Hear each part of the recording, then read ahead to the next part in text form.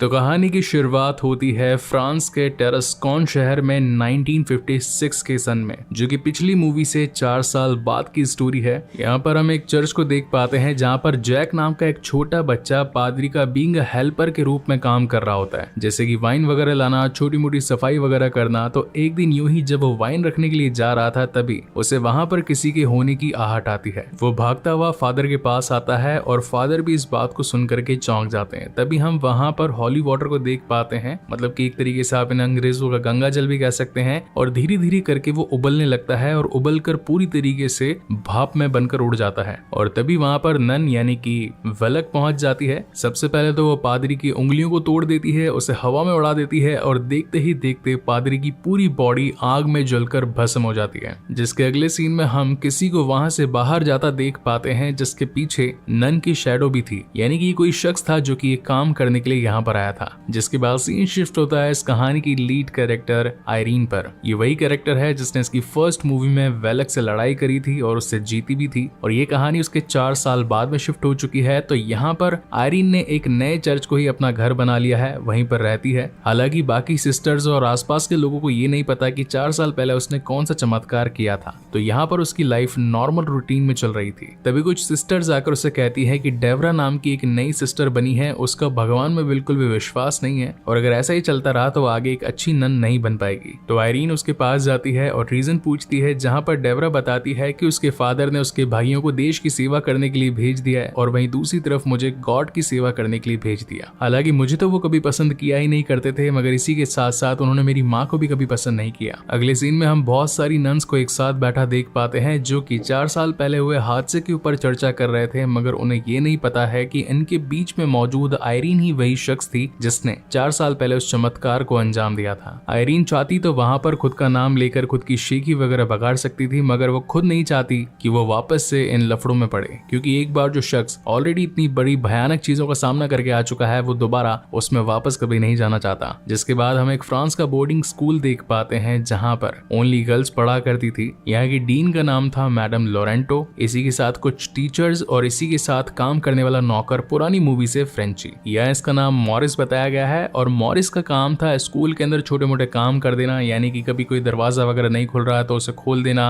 Gardening करना और इसी के साथ स्कूल के कमरों की सफाई करना। इसी के साथ हम व्यूअर्स को ये पता चलता है कि मैडम लोरेंटो का एक छोटा बेटा जो कि करीब 5 से 6 साल का था, उसकी मौत भी यहीं के चैपल में हो चुकी थी, इसलिए उन्होंने किसी को भी वहां पर जाने से मना ही कर रखा था। जिसके बाद हम इस कहानी की एक और लीड कैरेक्टर को देख पाते हैं। इसका नाम होता है सोफी और इसकी मॉम केट भी यहीं पर बीइंग अ टीचर पढ़ाया करती है। अब अगर आपने नार्निया की फर्स्ट मूवी देखी होगी तो आपको याद होगा कि ये कैरेक्टर सूजन है। इसी के साथ यहाँ पर क्लास में और भी दूसरी लड़कियां होती है जो कि सोफी को पसंद नहीं करती और इनफैक्ट उसे ये कहकर चिढ़ाती है कि मॉरिस तो उसका बॉयफ्रेंड है, जिनकी एज में ऑलमोस्ट कम से कम 15 साल का गैप है। क्योंकि एक बार सोफी ने मॉरिस को एक छोटा सा हैंड ब्रेसलेट बना करके दिया था और इसी रीजन की वजह से वो सारी क्लास की बाकी की लड़कियों से छेड़ा करती थी। जिसके बाद हम एक लड़की को देख पाते हैं जो कि पोस्टल सर्विस में काम किया करती थी और बाकी सभी दूसरी लड़कियों के लिए खत वगैरह और घर से लाए गए सामान को डिलीवर किया करती थी। और आज भी उसके पास में एक पार्सल था, लेकिन जब वो पार्सल डिलीवर करने के लिए जिस कमरे के अंदर जाती है वहां पर उसे कुछ अनहोनी होती नजर आती है, जो कि और कोई नहीं बल्कि होती है द नन। वो वहां से बचकर भाग पाती, मगर तभी वो उसे जमीन से ऊपर उठा देती है और उसकी गर्दन तोड़कर वहीं पर जान से मार देती है। दूसरी तरफ सिस्टर आयरीन को देख पाते हैं जिसे कि अभी भी नाइटमेयर्स आ रहे होते हैं, जहां नन उसे परेशान कर रही थी। इसी के साथ वो अपने सपनों में 2 आंखों को भी देख पाती है, मगर ये समझ नहीं पाती कि आखिर ये किससे रिलेटेड है। सीन अगेन बोर्डिंग स्कूल पर शिफ्ट होता है जहां पर आज वो बुली लड़कियां अगेन सोफी को परेशान करने वाली थी और इस बार परेशान करने का एक नया तरीका उन्होंने ढूंढ निकाला था। वो सोफी को उसी चैपल में ले जाती है और कहती है कि यहाँ पर एक राक्षस है। बेसिकली सामने से बकरे की आंख में से सूरज की रोशनी निकल रही थी और जैसे ही अगर वो लाल हो जाती है तो उसके सामने से हटना बिल्कुल भी नहीं चाहिए और वो उसी प्लेस पर सोफी को लाकर खड़ा कर देती है। अब जैसे ही सूरज की रोशनी उस पर आती है तो बकरी की आंख लाल हो जाती है, जो कि राक्षस, जहां वो लड़कियां बताती है कि ये राक्षस की नजर है और वो तुम्हारे ऊपर है, अगर तुम जरा सी भी हिली या फिर पीछे मुड़ी तो आकर तुम्हें खत्म कर देगा, जहां खड़ी हो वहीं खड़ी रहना। और ये कहकर वो तीनों वहां से भाग जाती हैं। हालांकि कुछ देर खड़ा रहने के बाद में वो आंख की जो रोशनी थी वो चली जाती है, तो सोफी को लगता है कि राक्षस की नजर उस पर से हट चुकी है और जैसे ही वो वहां से बाहर निकलने की कोशिश करती है तो वो लड़कियां बाहर का दरवाजा बंद कर देती है। सोफी की हालत बहुत ज्यादा खराब हो चुकी थी, वो बहुत ही ज्यादा डर चुकी थी और तभी वहां पर नन पहुंच जाती है। हालांकि वो उसे नुकसान पहुंचा पाती, मगर तभी वहां पर मॉरिस पहुंच जाता है और उसकी जान बचाकर वहां से बाहर निकाल लेता है। और उसके बाद उन तीनों बुरी लड़कियों की खबर भी लेता है कि आखिर तुम्हें किसी को परेशान करने का हक किसने दिया। यहाँ पादरियों में भी थोड़े बहुत ऊपर नीचे डेजिग्नेशंस होते हैं जिन्हें की प्रीस्ट और बिशप भी कहा जाता है। तो एक बिशप थे जो कि आयरीन को बुलाते हैं और उसे रेवरेंड कहकर बुलाते हैं, क्योंकि 4 साल पहले उसने चमत्कार किया था वो किसी और की बस की बात नहीं थी। इस बार भी ऐसे ही कुछ हादसे हो रहे थे, अलग अलग जगहों के चर्च में से अलग अलग पादरियों की डेथ होती जा रही थी, वो भी काफी भयानक तरीकों से, और ये सारी मौतें एक दिशा में हो रही थी। तो इनका मानना था कि अब आयरीन ही एक ऐसी शख्स है जो कि उस बुरी आत्मा को रोक सकती है। पहले तो आयरीन इस काम को करने से मना कर देती है, लेकिन बिशप के जोर डालने पर और ये कहने पर कि सिर्फ तुम ही हो जो ये काम कर सकता है, क्योंकि तुमने पहले भी उसका सामना किया है और अगर तुमने और देर करी तो धीरे धीरे करके और भी कई सारे प्रीस्ट जान से हाथ धो बैठेंगे। तो इन सभी बातों को ध्यान में रख करके आयरीन वहां से निकल पड़ती है इन केस की इन्वेस्टिगेशन करने के लिए। तो डेवरा भी उसके साथ हो जाती है, जिसके बाद वो सबसे पहले फ्रांस के उसी वाले चर्च में पहुंचती है जहां शुरुआत में इस मूवी में हमने पादरी को जलते देखा था। उस चर्च को भी बंद कर दिया गया था, वहां पर अभी कोई भी आता जाता नहीं था।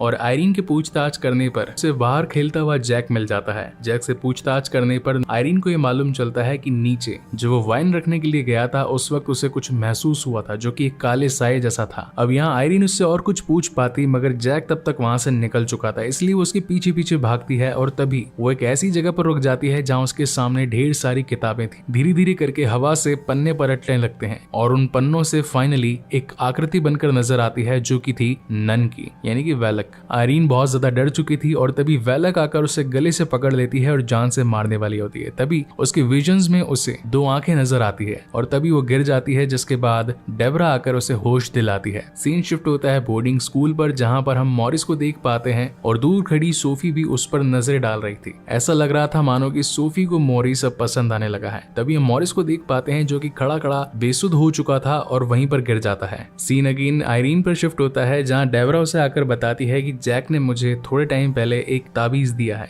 और इस ताबीज पर कोई सिंबल है, मगर मैं इसे पढ़ नहीं पा रही। अब इस ताबीज पे बने सिंबल को पढ़ने के लिए ये एक कैथोलिक लाइब्रेरी में पहुंचते हैं, जहां का लाइब्रेरियन ये बताता है कि ये तो एक खानदानी सिंबल है और ये सेंट लुई के वंशज के पास ही होते हैं। तो फाइनली यहाँ पर आयरीन को समझ में आता है कि वो जो आंखें जो ये बार बार देख रही थी वो सेंट लुई की आंखें थी। और इसी के साथ कहानी का सबसे बड़ा प्लॉट रिवील होता है कि वैलक जो कि कभी एक फरिश्ता हुआ करता था, मगर उसके बुरे कामों के चलते गॉड ने उसे अपने ग्रुप से बाहर निकाल दिया। अब ये स्टोरी बहुत हद तक लूसीफर से भी कनेक्ट होती है, क्योंकि लूसीफर भी पहले अच्छा था और बाद में भगवान के निकाल दिए जाने पर वो एक बुरा डीमन बन गया। आज से सैकड़ों साल पहले सेंट लूसी, जिन्हें की लोगों ने शैतान मान लिया था, वो सभी उसे पकड़कर जलाने लगते हैं, मगर उनकी बॉडी नहीं जलती और एंड में उन्हें खत्म करने के लिए उनकी आंखें निकालकर उन्हें दफना दिया जाता है। बेसिकली सेंट लूसी भी भगवान का ही एक रूप थी, मगर लोग इस बात को समझ नहीं पाए थे। तो यहाँ पर उस लाइब्रेरियन का कहना था कि अगर वैलक का सामना करना है तो इसमें वो आंखें तुम्हारी मदद कर सकती हैं। जिस पर आयरीन का पूछना था कि आखिर वो पड़ी कहाँ पर है, हमें वो मिलेगी कहाँ पर। तो लाइब्रेरियन और भी कुछ बुक्स वगैरह निकालता है और फाइनली उन्हें ये पता चलता है कि इस वक्त वो फ्रांस के टेरेस्कॉन नामिक शहर के अंदर एक बोर्डिंग स्कूल के नीचे कहीं तो दफना है और ये वही बोर्डिंग स्कूल होता है जहाँ पर सोफी, कीट, मॉरिस और लॉरेंट वगैरह पढ़ा करते थे।